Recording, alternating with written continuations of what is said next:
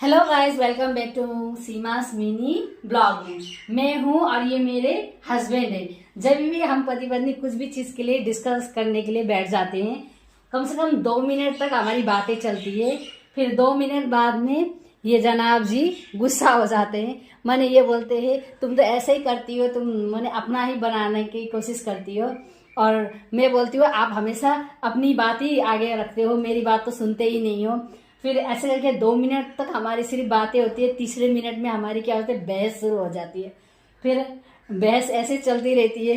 ये बोलते हैं कि तुम ज्यादा बोलने लग गई हो, और मैं बोलती हूँ कि आप माने अपनी ही बात मनाते हो और मेरी बात तो सुनते नहीं हो। फिर बहस इतनी ज्यादा बढ़ जाती है कि ये इंसान अपनी वॉल्यूम कम करते नहीं है, तो मेरा वॉल्यूम और राइज हो जाता। फिर थोड़ी देर बाद में मुझे लगता है कि ये इंसान मेरी बात सुनने वाले नहीं है। फिर मैं क्या करती हूँ, मेरी आंखों से धीरे धीरे आंसू आने लग जाते हैं, क्योंकि मैं मना नहीं सकती, अपनी तरफ कर नहीं सकती, तो फिर मेरी आंखों में आंसू आ जाते हैं। फिर मैं क्या कर जाती हूँ, मैं उठकर अंदर कमरे में चली जाती हूँ और बैठ के रोने लग जाती हूँ।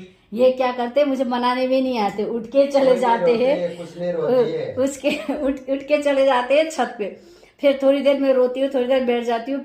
फिर मैं कर भी क्या सकती हूँ, फिर उठ के चली जाती हूँ किचन में, क्योंकि मुझे तो अब खाना तो बनाना है, या लंच खाने का टाइम होता है या डिनर खाने का टाइम है। फिर मुझे बुलाने आना पड़ता है कि आइए लंच खाने के लिए बैठ जाइए या डिनर खाने के लिए बैठ जाइए। माने कोई भी एक टॉपिक लेके बैठो तो आपको उसका सोल्यूशन नहीं मिलेगा। उसका माने एक कोई भी एक अच्छी बातें भी धीरे धीरे कन्वर्ट हो जाती है बहसबाजी में, और बहसबाजी इतना बढ़ जाता है कि एक लेफ्ट हो जाती है और एक राइट हो जाते हैं। हमारे यहाँ तो हमेशा ऐसा ही होता है। आपके यहाँ पे कोई भी डिस्कशन करे तो उसका सॉल्यूशन मिलता है या उसका ऑपोजिट रिजल्ट मिलता है? कमेंट पे जरूर बताइएगा।